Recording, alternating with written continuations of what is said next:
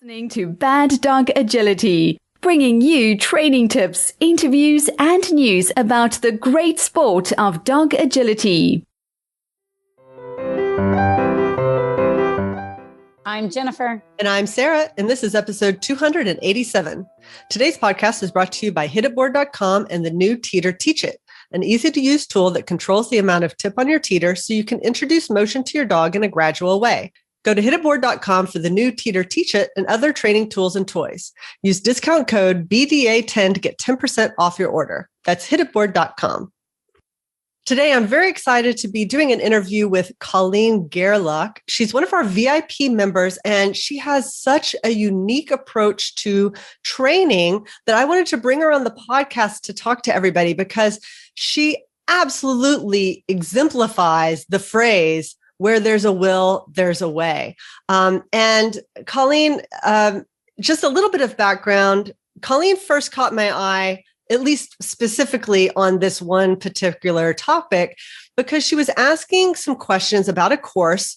And she said something like, well, with my imaginary dog, I would do this. Right. And so I got back in touch with her. It's like, so why do we have an imaginary dog? So Collene, tell us a little bit about your situation in agility, kind of your history in the sport, and then what's going on with you now.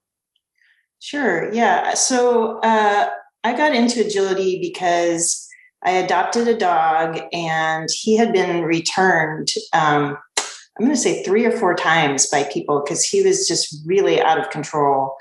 And so no one had really given him rules or tried to train him in any way. And so he just kind of acted out however he wanted.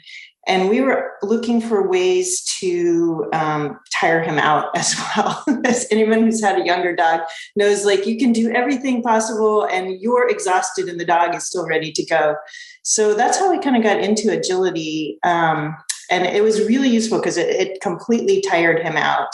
But he passed away before COVID, and I caught the agility bug through him. And I actually am probably one of those people that, during a class, instead of chatting with the other people and being a nice social person, I'm like, oh, how's that person doing on the course? I just am just a total agility geek. And so I thought, it's great to, there's certain things that you can only practice with your dog, like the timing of giving the cues and things.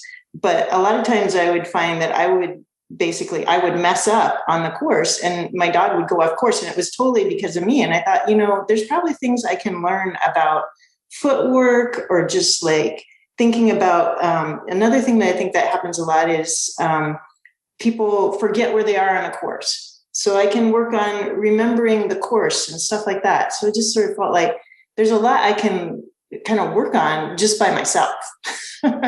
Right. And so I remember a full course, like a full 20 obstacle course that you set up in your field, not having a dog to run on it.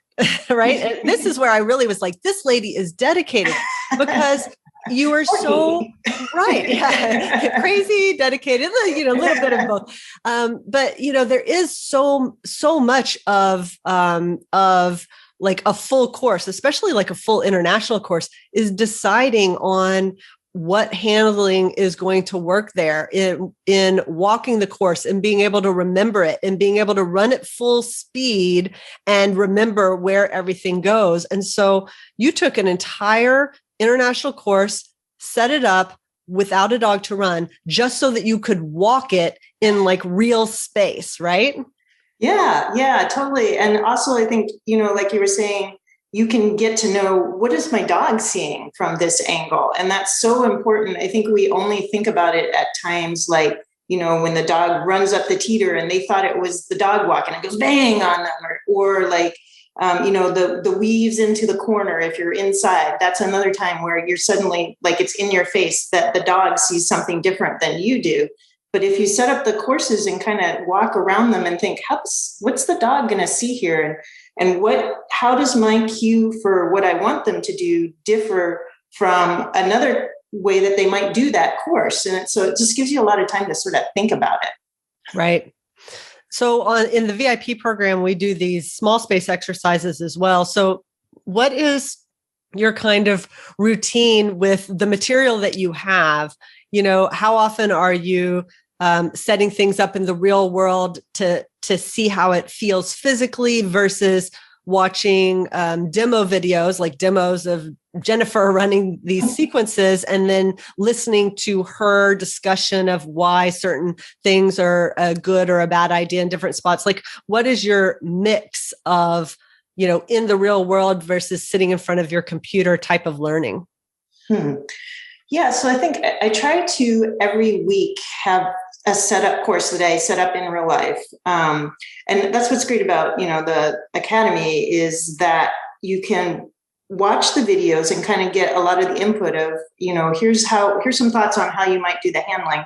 You can even, like, sometimes I'll take the course map and kind of look at it first, don't get the answers before, but try to look at the course map first to say, okay, well, what do I think I would do here?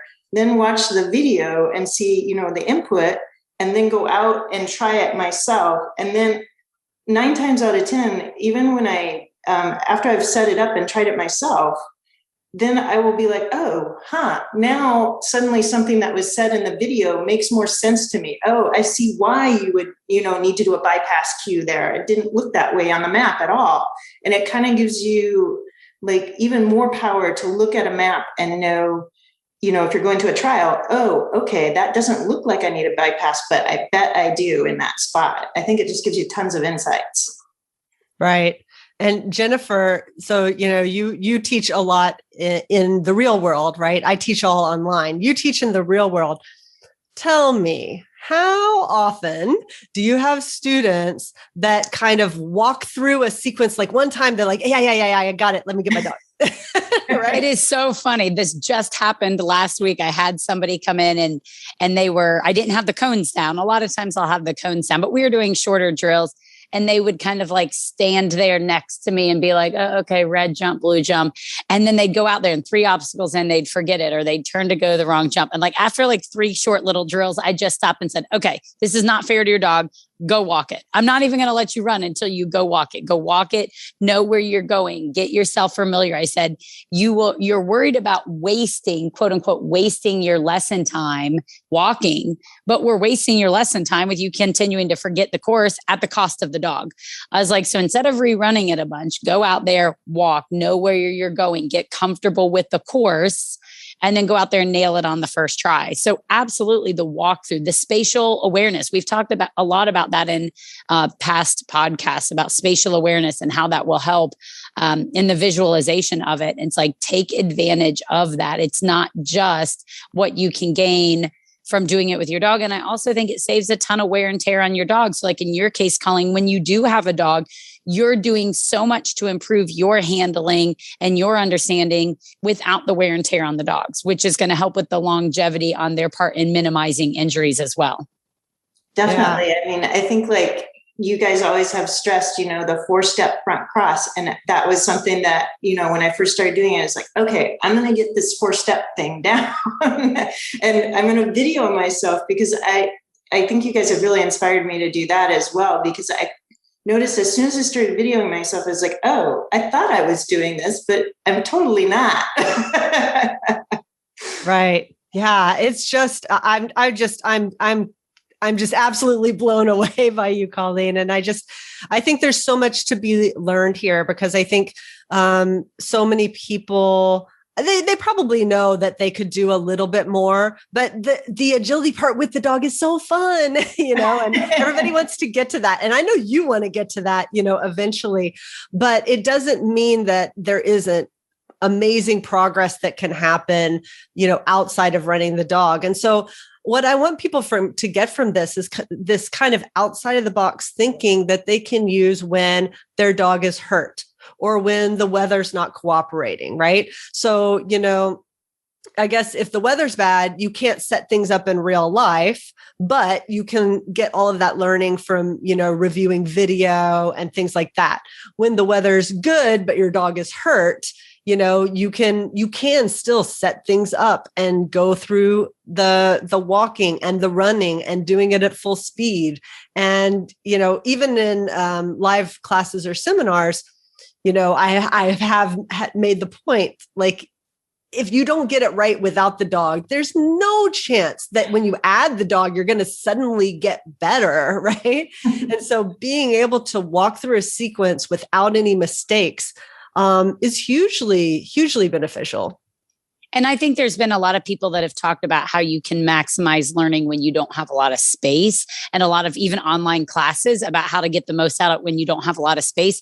But I think this presents a very unique perspective where it's not space that's the issue. It's, dog availability. And a lot of times you'll see people will have gaps between dogs. So like their older dog retired, but their young dog is still in the foundation training, and they're worried that they're going to kind of get rusty on some of the handling. Well, they can still be setting up some of the master's courses and working on that, even though what they're doing with their dog is more of the foundation training. So I think this is a very helpful and very unique perspective on how to maximize the learning. And as you said, if there's a will, there's a way, right? Give you guys all some motivation of ways and to get better. I think it also helps that just watching new and novel situations, I think some of my cues have evolved over the couple of years that I've been doing this. It sounds terrible at this point, 2 years without a dog. But I've sort of changed some of my thoughts on how am I going to cue that. And, I think that that's a really good thing, that you keep growing and changing and refining, so that when you do get to that point, you are teaching it the way that you're going to be really, really consistent with going forward, instead of like switching up on the poor dog. I think that's such a great point too, because I think a lot of people, they go out and they're practicing agility and they're doing it with their dog, but they are sometimes missing the theory piece, the why a front cross here instead of a rear cross, or why this is going to work or why this might not work. And so then what happens is when they're in a class where somebody says, here's the sequence we're working on and here's how you're going to run it, great, they get great work in, they do great with their dog. When they show up at a trial and they have to make all those decisions on their own, they're a little bit less sure of themselves about what the right thing is. And so having that focus on the whys, the theory, is something that we're really big on. We're always talking about the whys, like in our, instructional videos, we're always telling you why you're doing it, not just what to do. But I think that other people kind of opening themselves up to that as an area that they might need some improvement on can be really beneficial to them when they are out on their own at trials. So another thing that I think that is really helpful about doing your setups without the dog is, like you were mentioning, I set up a huge, huge course, and I don't have enough equipment to set up something like that. But you can use, like, I just used like little foam tiles and stuff to sort of be the jumps and stuff. And that way you can set up these really, really large courses and practice running something that's that huge, which you don't get a lot of practice at, without, having to have all the equipment and stuff like that and have those constraints. So it's just really handy that way too. Oh, that's brilliant. That's an amazing point. I wasn't even thinking about that. Yeah. That's all. Yeah, that's great. Do you have a picture of that we can put into the show notes? I think I remember you showing us something one time. Yeah, I think I do. Because I only have like one tunnel and I don't have a dog walk or a ramp or, like that. So I just like made different little things just be the symbol for that. Right. That is so good. That is so amazing. All right. Well, thank you so much for coming on the podcast, Collene. I just love your attitude and your dedication. And I really hope that you are able to get, the puppy that you want soon. And I can't wait to see what you do with them once you do. Thank you. And that's it for this week's podcast. We'd like to thank our sponsor, hititboard.com. Happy training.